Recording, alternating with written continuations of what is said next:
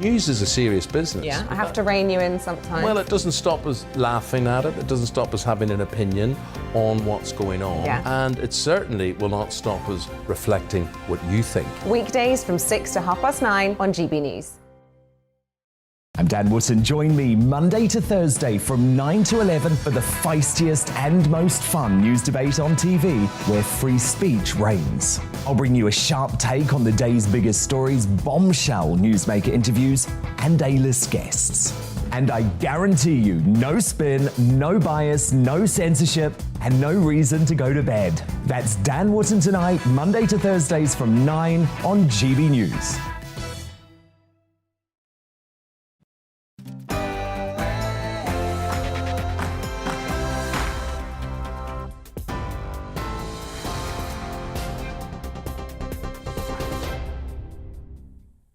Good evening, I'm Olivia Guthrie in the GB newsroom.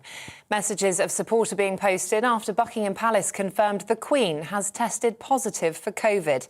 In a statement, the Palace said Her Majesty's experiencing mild cold-like symptoms but expects to carry out light duties this week. The head of state, who's 95 years old, tested positive after coming in direct contact with her eldest son and heir, the Prince of Wales, the week he had the virus.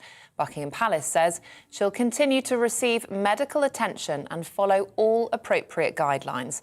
Royal commentator Dickie Arbiter told GB News she's obeyed the restrictions during the entire pandemic.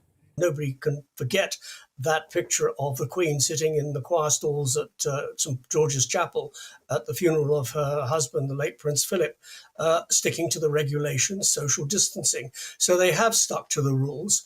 I think the problem is that there are other members within Windsor Castle who have contracted COVID, which means that, it might have been pretty virulent, that the people that she comes in direct contact with haven't tested positive, but those sort of on the edge have. Well, Grant Harold, the former royal butler to Princes Charles, William and Harry, explained how he felt when he heard the news. It was that shock of, I hope she's okay, literally, that shock, just praying that she'll be okay. And thankfully, obviously, the Palace have said it's mild symptoms. But the other thing that amazed me was the Palace have actually made this announcement quite quickly because, as you know, they don't very often give out kind of notices about the members of the royal family and their health. This is quite significant. They've actually let everyone know at this stage that she has contracted the virus. The Russian President Vladimir Putin has agreed to trilateral talks with Ukraine after speaking to his French counterpart Emmanuel Macron. There's been growing concern over increased shelling, with both Moscow and Kiev blaming each other for stoking tensions. Ukrainian armed forces released video of an injured serviceman after reporting the deaths of 2 soldiers. The country says almost 2,000 ceasefire violations have been registered in the east. Over here, an amber weather warning has been issued for Northern Ireland ahead of Storm Franklin. It comes just 2 days after Storm Eunice caused what providers say was the biggest national power outage on record. Around 155,000 people are still without electricity. Yellow weather warnings are also in place for Wales and most of England, with winds of up to 70 miles an hour expected to cause more problems. Tributes are being paid to DUP MLA Christopher Stalford, who died suddenly. The 39-year-old who represented South Belfast is survived by his wife and 4 children. Leader of the DUP, Sir Geoffrey Donaldson, says the party's devastated by his death. Christopher had the capacity to reach out across the political divide, and he was someone who wasn't afraid to do the heavy lifting and to push the boundaries and to try and make Northern Ireland a better place for all of us. Rescuers have found the body of a missing passenger on a burning ferry in Greece.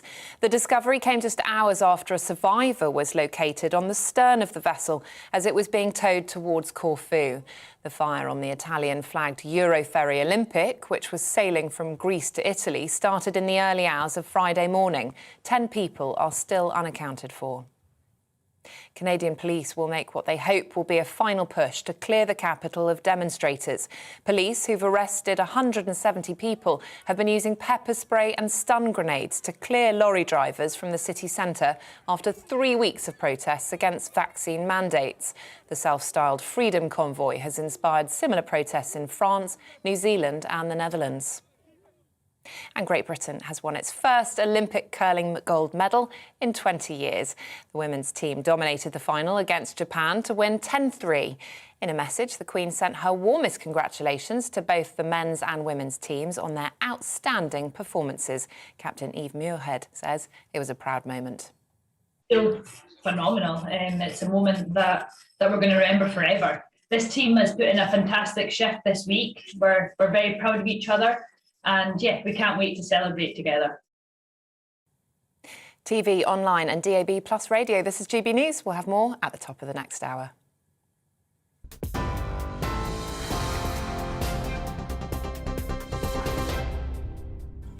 Looking ahead to this evening's weather, and the UK is looking wet and windy as Storm Franklin begins to move into the northwest. Let's take a look at the details. Zooming into the southwest, and the afternoon rain will have cleared, leaving a mix of clear spells and blustery showers. It'll be windy with gales along the coasts. Across the southeast, it'll be a very wet start to the evening with some gusty winds around as well. The rain should turn more showery later on. Over to Wales now, and here we'll see plenty of showers, some of which will be wintry, especially over the mountains. Widespread gales are also likely around the coast. Let's head over to the Midlands and northwest of England, where we'll see plenty of showers this evening, with again some being rather wintry over higher ground. It'll feel chilly as well, especially in the strong winds. North-east England will get a little bit of shelter from the showers, but some will make their way across the Pennines. Winds will not feel as strong here, but it will be quite chilly too. Over in Scotland, there'll be plenty of showers, with some feeling wintry at times, even at fairly lower levels. The strongest winds will be across the southwest, with gales here. Turning to Northern Ireland now, and the winds here will continue to strengthen this evening, with severe gales possible later. An amber warning will also come into force later on tonight. OK, over tonight, Storm Franklin will continue with plenty of showers, very strong winds, especially across the northwest of the country.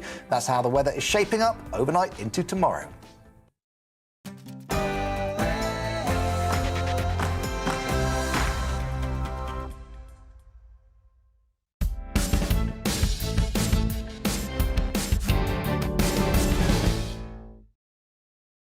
Good morning again. You're watching GB News. This is the Political Correction. We're here for the next 2 hours to correct politics and put you, the people, back in charge. It's not about journalists talking to journalists. It's about you telling us what you think. Coming up in this hour, the post office scandal has been called one of the biggest miscarriages of justice in British history. We speak to one of the victims. Boris Johnson is set to announce that by the end of next week, people in England will no longer have to self-isolate after testing positive for coronavirus. And as Team GB win their first gold medal of the Beijing Winter Olympics, we take a look back at the contentious games. If you have any thoughts and reactions to what we'll talk about today, please get in touch. Email us at gbviews@gbnews.uk or tweet us at gbnews. This is the Political Correction.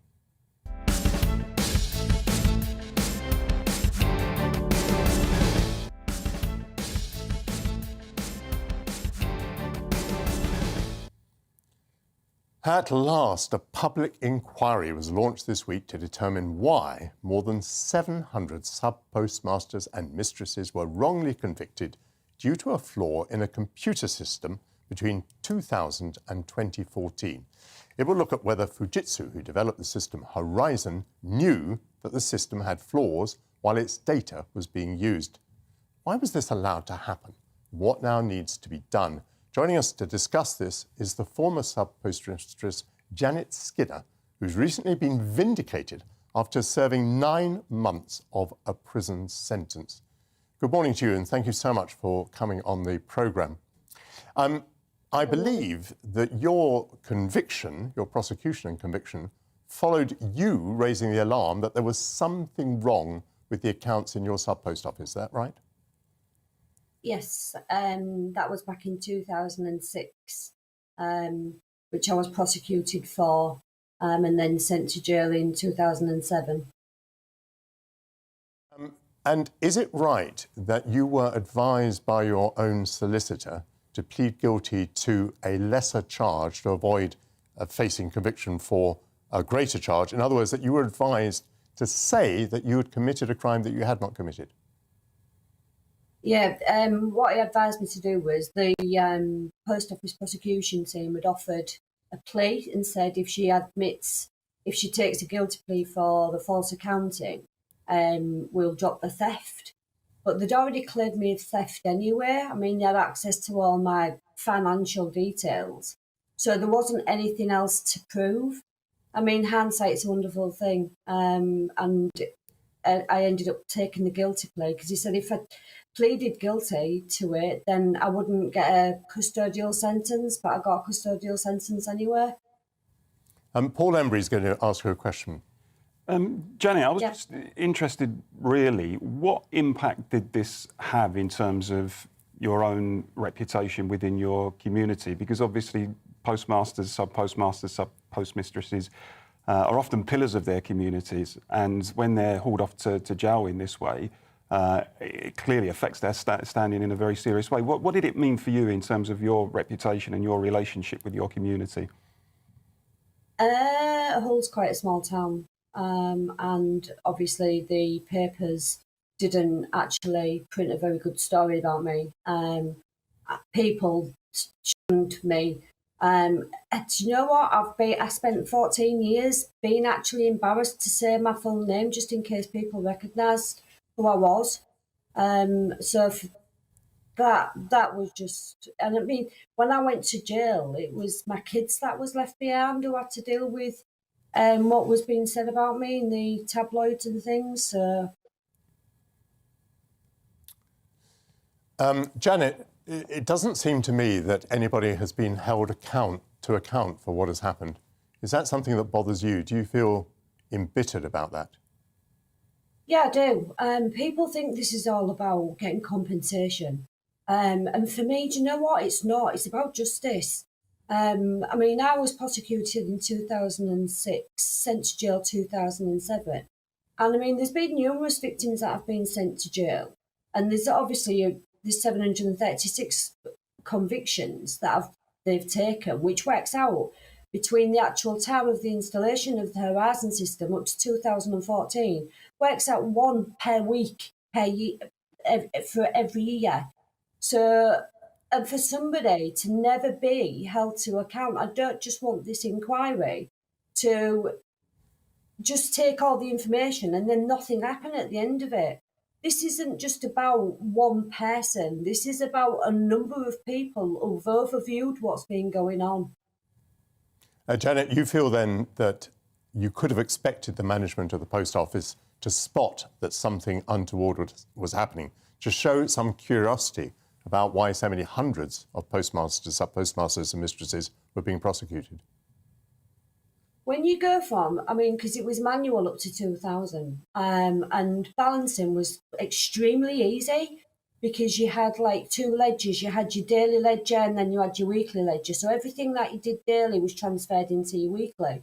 So, and things was really easy to track. But then obviously with the Horizon system, it wasn't. You just basically went by what them figures said. Janet Skinner, thank you very much indeed for speaking to us. Thank you. So, Arlene, I wonder, how do you react to this? I mean, it does strike me that it is quite extraordinary that this situation could go on for many years within an organisation without the management simply saying it is implausible. It is implausible that this number of people can suddenly have become rogue or criminal. How can there have been such a lack of curiosity, do you think, within the organisation about what was going on in the Post Office? Well, I think that's actually the nub of the problem here, Michael, because here you had over 700 people suddenly becoming criminals overnight, people who were pillars of society, people who the community would have went to, and all of a sudden these people were committing frauds according to the system. And as I understand it, the problem arose when if you were putting through a transaction on the Horizon system and the internet failed, and let's face it, between 2000 and 2014, the internet wasn't exactly robust at that time, particularly for rural post offices. So if the internet went down in the middle of a transaction, then what actually happened is when you went back to do the transaction, when the internet came back up again, it didn't cancel the first transaction and double accounted the second transaction. So, of course, there was then a problem. But my issue is in terms of Fujitsu, which is the company that designed this Horizon platform for post offices.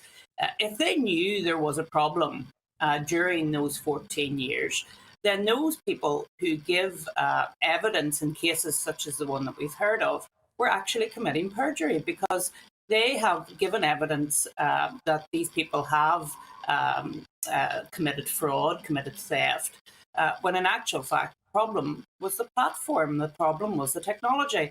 And I just find it incredible, as you say, that it went on for 14 years, that nobody thought that how is it that all of these people have suddenly become fraudsters when they were previously such well-respected people. And it is a scandal. And I really hope the public inquiry gets to the bottom of it and that people, importantly, are held accountable for it as well. Arlene, did you see it at a constituency level? Did you see people in Northern Ireland either writing to you or to other representatives, political representatives, saying what had happened? Did it raise alarm bells with you? And if so, when? No, I didn't have anyone come to me directly, but I did notice in the House of Lords when the debate on the public inquiry came up that one of our Lords members, Baroness Ritchie, raised the issue in relation to Northern Ireland victims. So there are victims here in Northern Ireland. There's victims right across the United Kingdom in relation to this whole issue, and it is a scandal and it absolutely needs to be dealt with. Paul, you feel pretty indignant about this, I think, and how could one feel anything else? I just think it's the most appalling miscarriage of justice. You know, 700 decent people, upstanding, pillars of their community, as Arlene said. And we all know that postmasters, postmistresses are very well respected in their local communities. And to have this on their reputation, to have been accused and convicted of stealing money when they were innocent, and to see their reputations dragged through the mud, it's incredible, as has been said, that nobody thought, well, hold on a second, all of these people being convicted, is there not something wrong with the software? And I was struck by the fact that, reading up on the affair, that Frank Field, the former Labour MP, who, as you know, was Work and Pensions Minister at the turn of the century, raised concerns over the Horizon software at the time. So it's not like this was... At which time? Around 2000. Around 2000? Around 2000. So he was raising concerns around 2000? So, and it's there, it's on the record. So we're talking about 20 years ago that some people were flagging up the fact that there were glitches and problems with this software. And, you know, Janet said it wasn't about compensation, and I understand that entirely. But even so, I think that given what these people have been through, they're entitled to the maximum compensation. And sadly, people have recognised the fact that some of them are in advancing years now and may not live to see justice. And that would be incredibly sad. But somebody somewhere surely has got to be held to account for what is unquestionably one of the biggest miscarriages of justice, I think, in our history. Well, one of the things I think that will irritate people very much is that it appears to be, you know, as usual, one of these establishment cover-ups. You know, how can it be that this has gone on for 20 years or 10 years, depending on how you define the problem, and yet no one has been held to account? So I think the chief executive of the Post Office was Paula Venables. That was between about 2012 and 2019, from memory. Not only has she not been held to account for this, she went on to a senior position in the health service. She had a position at the Cabinet Office. She was given a CBE. Obviously, she was well paid. She was a vicar in the Church of England. She was due to go before a select committee, I think, in late March of 2020. And, of course, we all know what happened to committee hearings in late March of 2020. It was postponed and I think has not been re-held. So it really is an extraordinary case of the person at the top not being held accountable and indeed being multiply rewarded, I think, for non-performance. And this is going to make people very indignant. And Arlene raises, I think, what is a separate question, which is what went on at Fujitsu. I mean, one could understand a glitch in programming. Everyone can make a mistake. But the issue we're now looking at, really, is when this glitch in the programming was understood and whether people then decided that there needed to be some sort of cover-up, and whether then false information was supplied as part of the convictions. So maybe almost a final question to the two of you, to Arlene and to Paul. Do we think that the public inquiry will give satisfaction? Will the people responsible for this be held accountable? Arlene, what do you think? Well, first of all, I was reflecting on how we were talking about the defensiveness of institutions last week when we talked about the Metropolitan Police.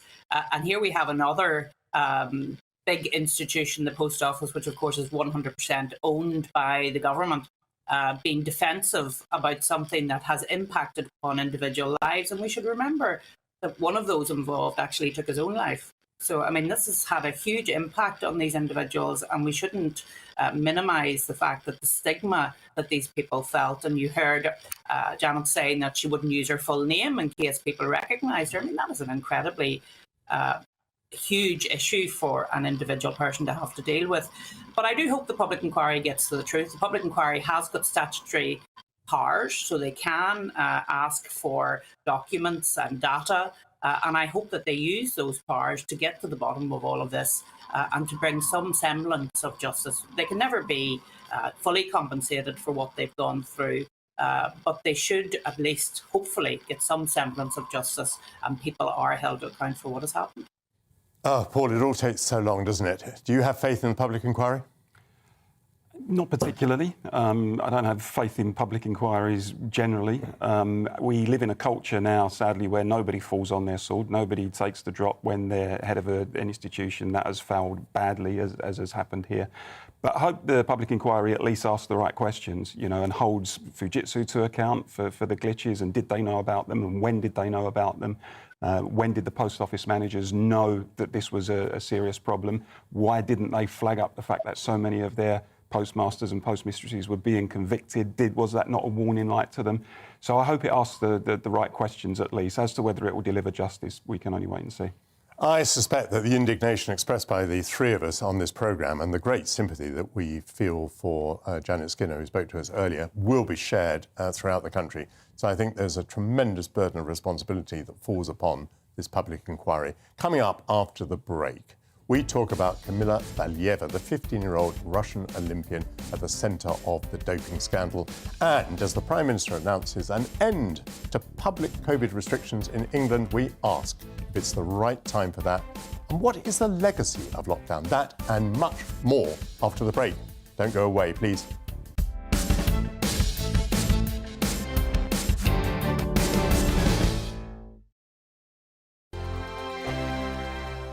GB News is the UK's home of discussion and debate from all perspectives. To stay up to date on the latest stories, make sure that you subscribe to the GB News channel right here on YouTube. You can watch us live 24/7 across the whole world. You can also check out exclusive content and catch up on previous episodes of your favourite shows. Every day, we ask the questions that you'd ask, so why not add your voice to the conversation in the comments section? Don't forget to subscribe. We are GB News, Britain's news channel. Every night at 11 on GB News, we bring you the next day's stories the day before. Basically like time travel. If it's a big story, we'll cover it, guaranteed. But we'll also have some fun along the way. Big opinions, big laughs. Sometimes big hair. This is Headliners, the paper review show that won't send you to sleep like the others will. 11 p.m, 7 nights a week. Join us.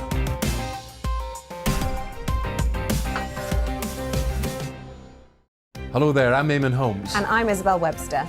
And we hope you can join us for Breakfast with Eamon and Isabel. You make me laugh out loud, belly laugh. Is that important first thing in the morning? Yeah, absolutely. And there's me trying to be deadly serious.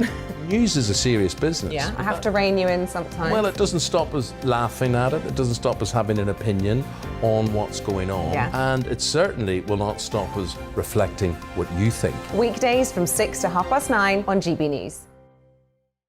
I'm Dan Wootton. Join me Monday to Thursday from 9 to 11 for the feistiest and most fun news debate on TV, where free speech reigns. I'll bring you a sharp take on the day's biggest stories, bombshell newsmaker interviews, and A-list guests. And I guarantee you, no spin, no bias, no censorship, and no reason to go to bed. That's Dan Wootton Tonight, Monday to Thursdays from 9 on GB News.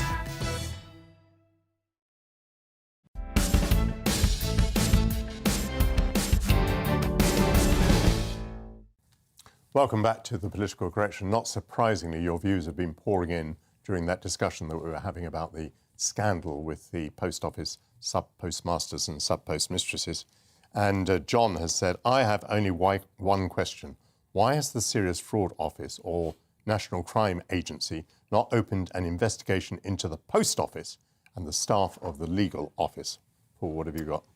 Graham writes in and he says, in the late 90s, I was involved in the planning of Horizon for post office counters and can tell you that the organisation of the project was a real mess. What happened after the launch doesn't surprise me. It's an interesting one from Graham. And here, I mean, this view surprises me because it certainly doesn't chime with my own. But John says the elephant in the room is the legal system is not fit for purpose. The problem is not the post office. The problem is that our legal system failed. This is a big case of, and how many small ones are there out there? Well, I think the problem has been the post office, but there we are. That's my view. Keep your views pouring in, please. 15-year-old Russian figure skater Kamila Valieva is in the middle of a doping scandal at the Beijing Winter Olympics.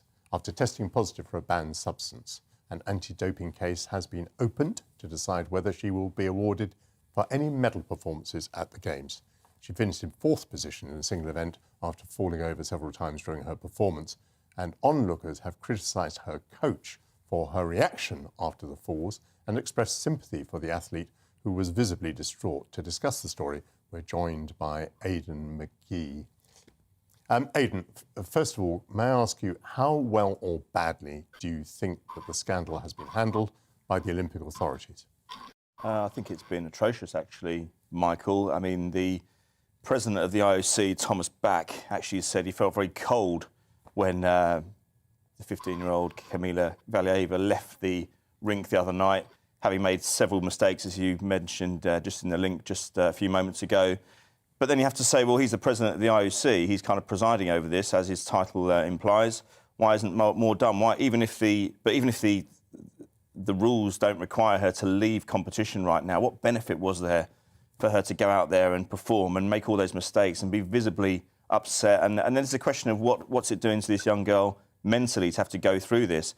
I would say that it's not doing any good whatsoever, and she needed to be as far away from this as possible. But maybe in a show of defiance, her entourage, because all the decision-making is coming through them, let's be honest. I think she should have been removed from that situation completely, and I don't know why she was left there at all. Well, I think the argument was precisely on mental health issues, wasn't it? The argument was that if she was kicked out of the Olympics and sent home after the positive test, that would have a devastating impact on her mental health. Do you not see any validity in that counter-argument? Yeah, look, it's a counter-argument, of course, but I mean, yeah, OK, let's look at how it played out. I thought it was absolutely disastrous. I think it will have much more of a detrimental effect going forward in her performances, not just in her performances, though, but also just in her in life. I mean, I don't think there's much possibility that you'll see her again on a skating rink. I think the residual damage to her, not just her reputation, but also mentally, will be so deep that I don't think you'll see her again. And that's such a shame because she's clearly a talent, but at 15 years old, and if the investigation finds that she's in breach of a doping violation, then I think that it's very difficult for her to return to competition.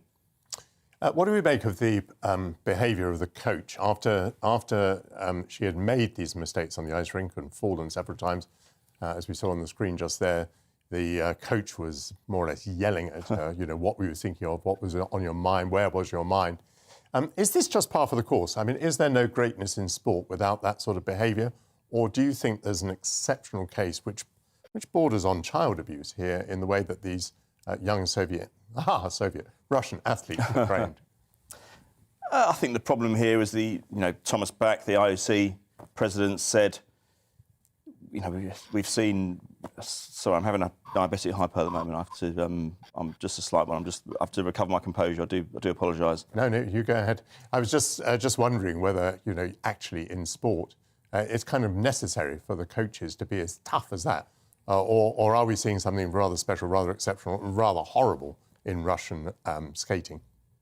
I think Sorry, I really can't continue. I really No, it's fine. apologise. Paul, what do you think? Well, you must have been fairly disturbed by what appeared like an abusive situation. I think exactly that. I think there's two issues. There's the doping issue, and there's the way that young sports stars are generally treated and how much pressure is put on them. I mean, can a 15-year-old seriously be held accountable if she's got a banned drug in the system? Is that a decision that she's made of her own volition? I suspect probably not. I suspect that's probably come down from somebody else telling her to take that banned drug. And more generally, is it acceptable that she clearly was put under intense pressure, and the spectacle afterwards of the coach laying into her because she had a bad performance? Now, it may be one thing saying if you're a seasoned performer in your 20s or 30s, but when you're 15, I think you need to take a very different approach to youngsters like that. Arlene, does it puzzle you that the Russians are still competing? I mean, after all, the country as a whole was found to be comprehensively cheating, and yet here we are, the Russians continue to compete. Of course, they've changed their name.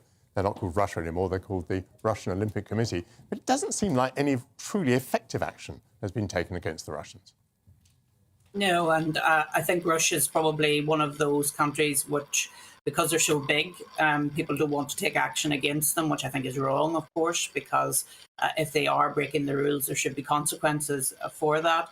But isn't it incredible that the big story coming out of these Winter Olympics isn't about the fabulous athleticism of the competitors and what has been achieved? I mean, I have seen relatively little in relation to what's going on at the actual Olympics. The biggest story coming out of this is the treatment of this 15-year-old competitor. And I agree with Paul. I mean, I don't think she's culpable for what has happened in relation to doping, although I did note that the story was being put out that she'd taken her grandfather's medicine and that's what had happened and all the rest of it.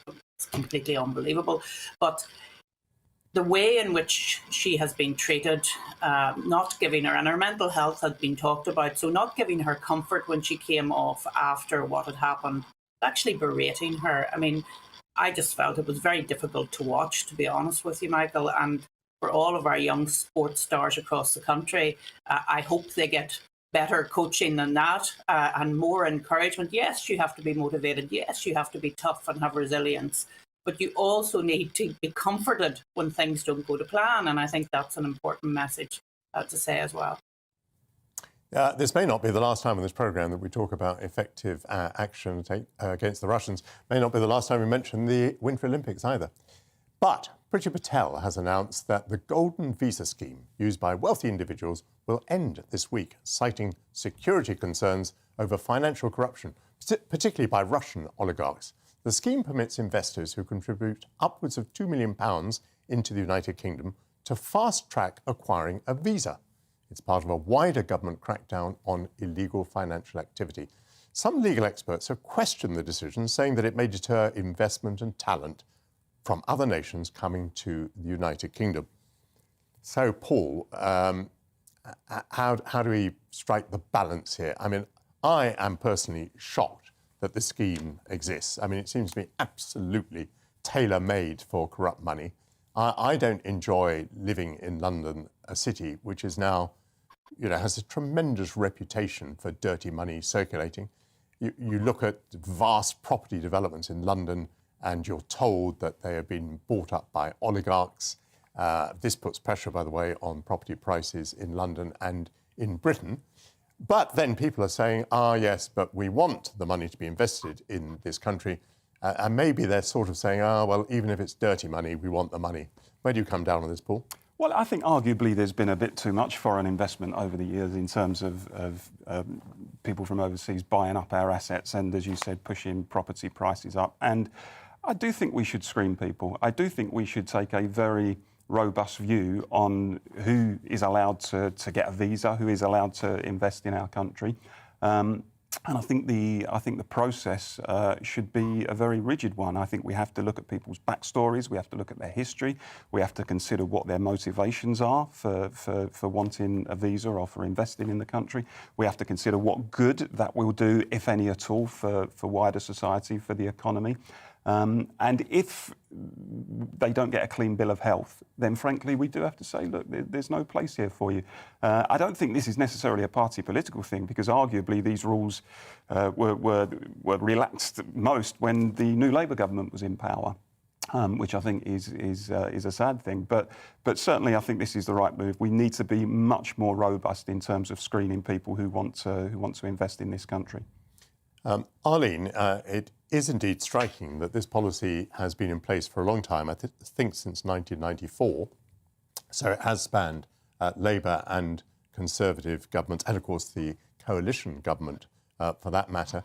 I think it also raises an interesting question, doesn't it, which is whether we're prepared to pay any price or bear any burden whatsoever in countering Russia.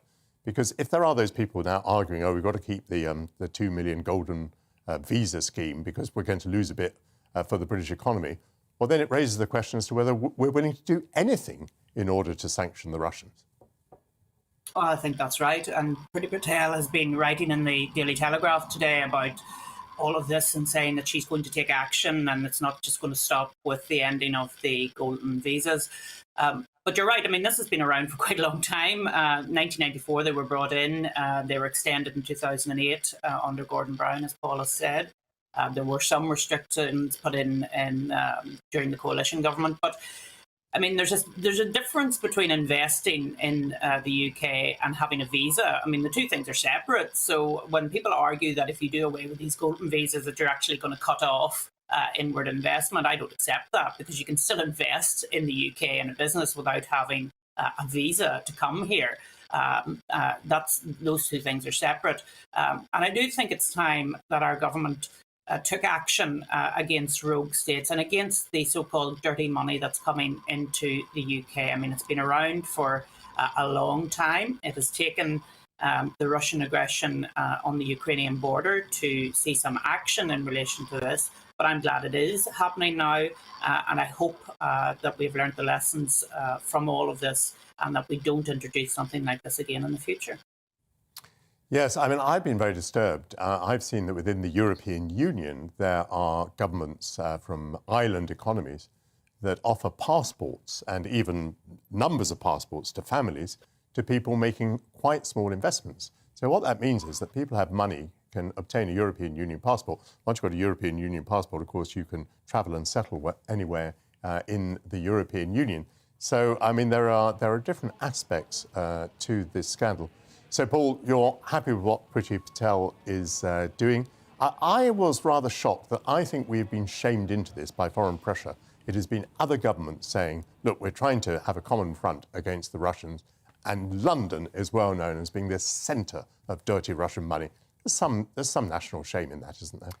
Well, it's the age-old question. How many of your morals are you prepared to trade in order to benefit economically and financially? And this is a question I think that can be applied in the context not just of our relations with Russia, but China and, dare I say, Saudi Arabia, and a number of other countries who we freely trade with and apparently happily trade with, but who have at the very least questionable human rights regimes. Now, some people would call that realpolitik, other people would call it hypocrisy.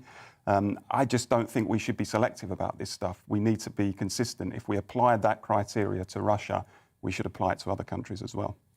Well, I wonder whether we're going to have any GB views on that matter. I very much think that we will. But coming up next, we discuss the ending of COVID restrictions, as well as the Education Secretary who's cracking down on political bias in classrooms. Don't forget to send us your views, gbviews@gbnews.uk, or tweet us at GBNews. All this and much more after the break. Don't go away, please.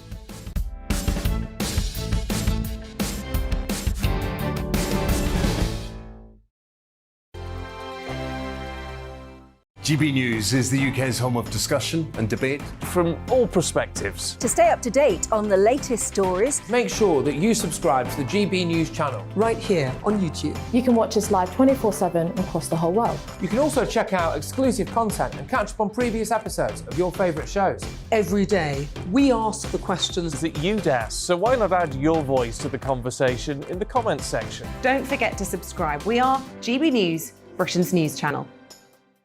Every night at 11 on GB News, we bring you the next day's stories the day before.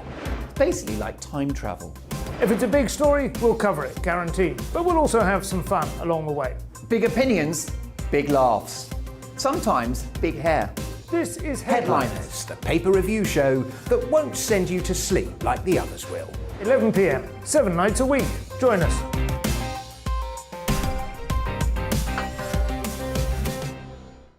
Hello there, I'm Eamon Holmes. And I'm Isabel Webster. And we hope you can join us for Breakfast with Eamon. And Isabel. You make me laugh out loud, belly laugh. Is that important first thing in the morning? Yeah, absolutely. And there's me trying to be deadly serious. News is a serious business. Yeah, I have to rein you in sometimes. Well, it doesn't stop us laughing at it. It doesn't stop us having an opinion on what's going on. Yeah. And it certainly will not stop us reflecting what you think. Weekdays from 6 to 9:30 on GB News. I'm Dan Wootton. Join me Monday to Thursday from 9 to 11 for the feistiest and most fun news debate on TV, where free speech reigns. I'll bring you a sharp take on the day's biggest stories, bombshell newsmaker interviews, and A-list guests. And I guarantee you, no spin, no bias, no censorship, and no reason to go to bed. That's Dan Wootton tonight, Monday to Thursdays from 9 on GB News.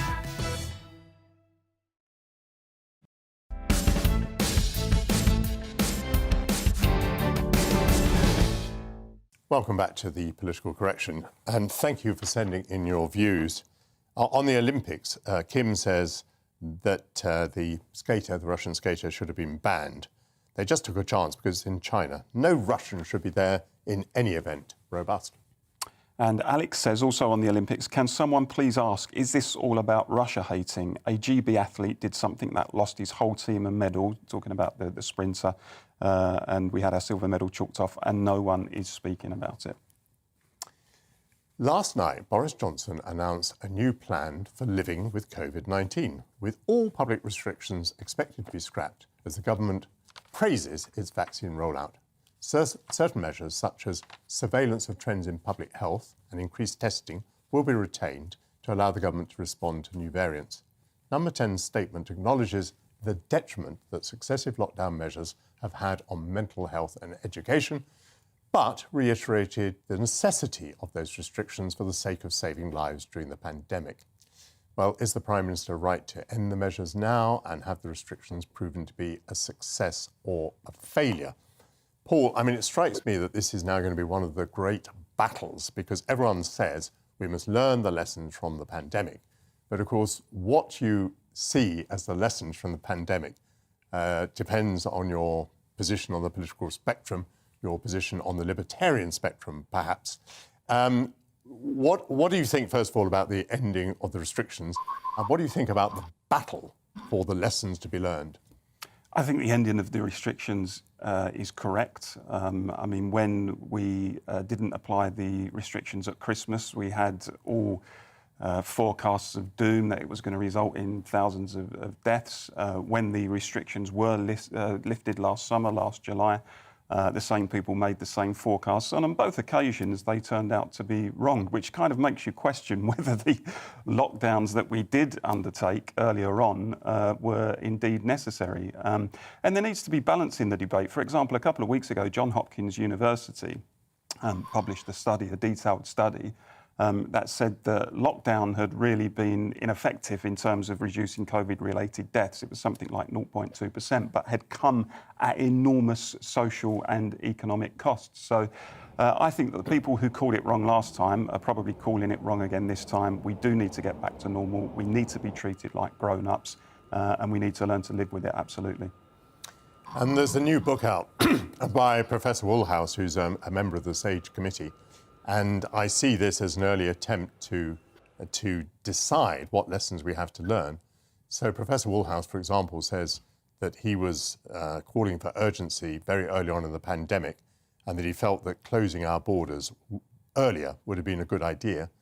But on the whole, he seems to be entirely against lockdown. And the reason for being against lockdown is that it is based on the theory that you can eliminate COVID, and he believes that you cannot. So these are interesting and I think nuanced conclusions in his new book. Arlene, How do you think the battle over what the lessons to be learned will play out? Yeah, so it's interesting, isn't it, that we haven't heard much about the public inquiry recently. There was a flurry of activity around that a number of months ago about whether each of the devolved administrations should have their own public inquiry or whether we just have the main UK public inquiry, and no doubt that will come to the fore again. But to take Paul's point about differing restrictions across the UK, I mean, Scotland was quite, they put in quite a lot of restrictions, many more than in England. And it appears, from what I've been reading, that the death toll in Scotland is actually slightly higher than in England. So we will have to look at all of these things with hindsight. But I remember very well being told that the whole reason that we needed to lock down was to delay the virus from coming in, to give the NHS time to prepare for dealing with the virus. You remember it was always the sombrero, and you had to try and squash the sombrero, and when we were looking at curves in the modelling. You know, we'll have to challenge all of those assumptions that were given to us at the time. And again, to look at the modelling and the basis of the modelling. But I think it is right that the Prime Minister does continue to monitor, because it's through monitoring that you can prepare a plan for, God forbid, if this ever happened again, if another pandemic came. And I think we will have to look not only at the reaction when the pandemic came, but what plans have been put in place to deal with pandemics before it actually arrived. Because we know there were some plans, but those plans weren't stuck to. We did vary off into lockdowns and things like that. So the public inquiry will be very important. We will have to reflect on decisions that were taken and why those decisions were taken at that time. And whether the right decisions were made. And I think it'll be a very interesting voyage of discovery for all of us, including those of us who were involved in decision-making at that time. Right at the beginning, there was a sort of cat let out of the bag by the government that they were going for herd immunity. And that cat was then firmly stuffed back in the bag because they didn't want to admit that that was the policy. It now appears almost 2 years later that actually herd immunity is the policy, and indeed that it's quite a successful policy. It seems that 97% of our population has antibodies through the vaccination campaign and, of course, from the people who have been affected. But, Paul, it's quite interesting because this debate goes on and on. China, as we've seen in the Olympics, offers a completely different model of how to do with this. They're still on the policy of eliminating COVID. The Olympic Games have demonstrated they've been played without the public being present. They are inside an enclosed bubble or area. I cannot imagine how China is going to get out of this policy. But I think it's rapidly being proved that it is the wrong policy. And the United Kingdom, I think, comes out looking pretty good. I think zero COVID is simply implausible. I think that the last 2 years have shown us that any policy designed to achieve that just isn't going to work. I mean, I've said from the beginning that, look, for a very small percentage of people, this is a serious virus. There's no question about that. But for the vast majority of the population, it does not pose a serious threat. Indeed, millions of people have had it without even knowing that they've had it because they haven't demonstrated any symptoms. So I think from the beginning we should have taken a much more targeted approach, which is to say we will devote all of the resources necessary to protecting those who are genuinely vulnerable, all the resources of the state and civil society geared towards those people. But for the rest of the country, we allow people, so far as possible, to go about their normal business. I suspect now that that's probably in the future the kind of policy that we're going to introduce. So I think that much of the policy of lockdown on the last 2 years will have proved to be unnecessary, and I think that's the real tragedy. It certainly sounds as though the three of us here are pleased that the restrictions are being removed in England, at least. Now, new rules announced by the Education Secretary, Nadhim Zahawi, will ban teachers from indoctrinating pupils on political issues. They'll be ordered not to give one-sided accounts of historical and political topics in a bid to tackle woke teachers who've been accused of pushing left-wing agendas. Well, is it high time that this agenda pushing was tackled, and is the education right to do it? Joining us to discuss this is Deputy Research Director of the Free Speech Union, Emma Webb. Well, Emma, welcome to GB News. It's great to have you here. How should we view what the Education Secretary is doing here? Is he interfering with the free speech of teachers, or is he imposing a much-needed safeguard for the children in our classrooms? I think this guidance is an important step in the right direction. I don't think it's going to deal with the problem of impartial teaching entirely. The whole idea is that teachers are supposed to be teaching a broad and balanced curriculum, and that means allowing for a proper diversity of views to be explained and explored within the classroom, but not to be partisan. So the Education Act 1996 already explicitly states that teachers are not supposed to teach in a way that is partisan. And what we've seen, and the Free Speech Union has received many, many emails from concerned parents about this, is that there is a lot of partisan teaching going on. And in one sense, it may be because the teachers are perhaps not aware of the fact that the law is that they should not be teaching such partisan political positions, or it may be that that they are aware of it and are choosing to do so anyway, or perhaps they simply don't realise that these views are partisan. So, for example, the teaching of things like white privilege or toxic masculinity, things that are contested views that within their circles they may believe are just the norm. These are things that we've been seeing taught, throughout schools around the country, and it's extremely concerning. Black Lives Matter is another political organisation that has had a lot of influence within many schools around the country, and so this is an important step. But I think the concern will be that there is no enforcement mechanism in place to ensure that this guidance is actually being upheld by teachers, so that concerned parents can actually seek to address the problem if it arises. Well, yes, I mean that's absolutely what struck me, Emma, that the Education Secretary is issuing guidance. I mean, it seemed to me maybe this was just a way of generating a headline or two. I mean, I don't see that guidance makes much difference. I mean, the point has already been made that the legislative framework is in place and it hasn't changed for a number of years. And many people would say that it was quite explicit on the subject. So are you a bit cross with the Education Secretary for creating headlines without actually any enforcement? No, I think it's a step in the right direction, and I think there are some within the Department for Education that are quite serious about tackling this issue. And so I think it is a step in the right direction. And, we've seen from, for example, some of the unions who have criticised this, including the National Education Union. And I think it's quite telling that the critics of this guidance are those who actually have pushed for partisan teaching within schools. So, for example, the National Education Union helped to put together this guidance that was reported on last year that encouraged the teaching of white privilege within nursery settings. So it makes sense that they would therefore be opposed to this guidance. So I think we need to look firstly at the people who are criticising this guidance, but also to see this as being, an important step, because it is the case that it is already the law that teachers shouldn't teach in a way that is partisan.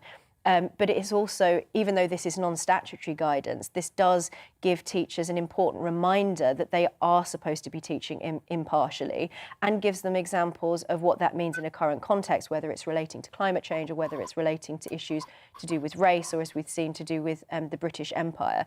The government have been quite clear in the guidance that they're not trying to limit the scope of what can be taught. They're just trying to ensure that teachers aren't forcing their opinion or contested views on students and presenting them as facts.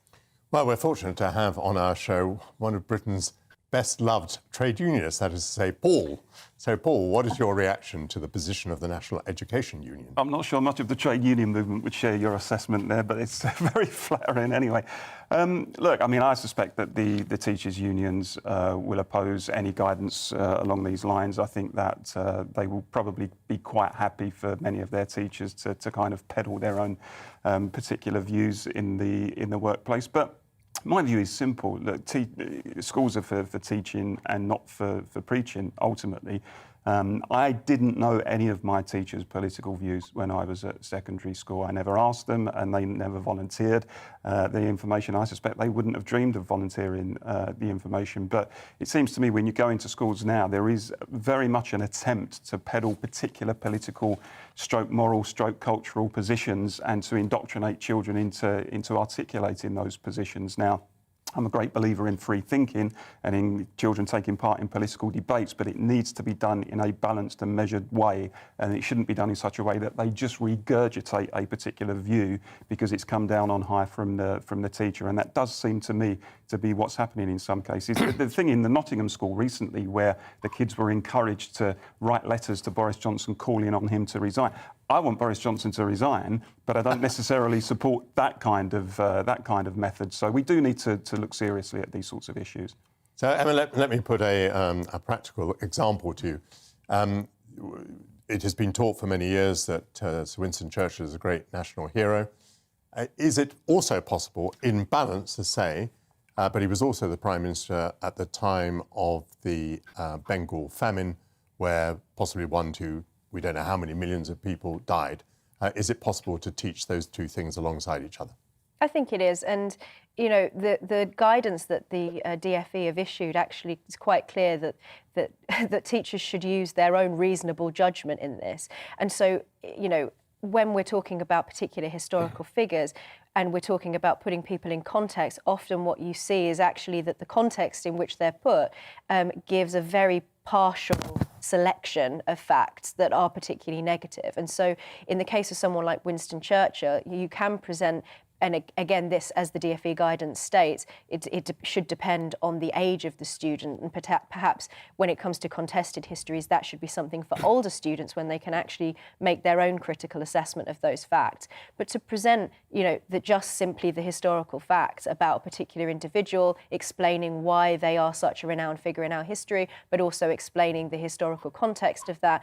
And in my personal opinion, I think it's also important to explain to students the complexity of history and of historical figures, that no single individual is entirely good or bad, and in contested histories you have to have a more nuanced, sophisticated understanding of history and the particular context.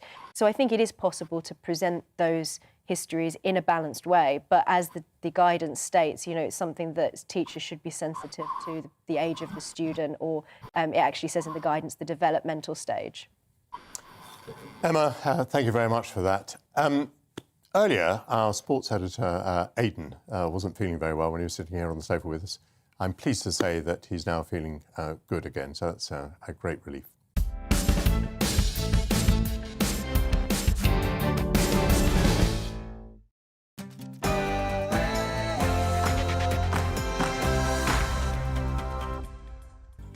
Looking ahead to this evening's weather, and the UK is looking wet and windy as Storm Franklin begins to move into the northwest. Let's take a look at the details. Zooming into the southwest, and the afternoon rain will have cleared, leaving a mix of clear spells and blustery showers. It'll be windy with gales along the coasts. Across the southeast, it'll be a very wet start to the evening with some gusty winds around as well. The rain should turn more showery later on.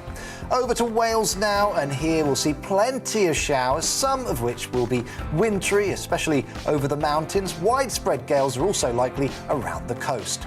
Let's head over to the Midlands and northwest of England, where we'll see plenty of showers this evening, with again some being rather wintry over higher ground. It'll feel chilly as well, especially in the strong winds. North-east England will get a little bit of shelter from the showers, but some will make their way across the Pennines. Winds will not feel as strong here, but it will be quite chilly too. Over in Scotland, there'll be plenty of showers, with some feeling wintry at times, even at fairly lower levels. The strongest winds will be across the southwest, with gales here. Turning to Northern Ireland now, and the winds here will continue to strengthen this evening, with severe gales possible later. An amber warning will also come into force later on tonight. OK, over tonight, Storm Franklin will continue with plenty of showers, very strong winds, especially across the northwest of the country. That's how the weather is shaping up overnight into tomorrow.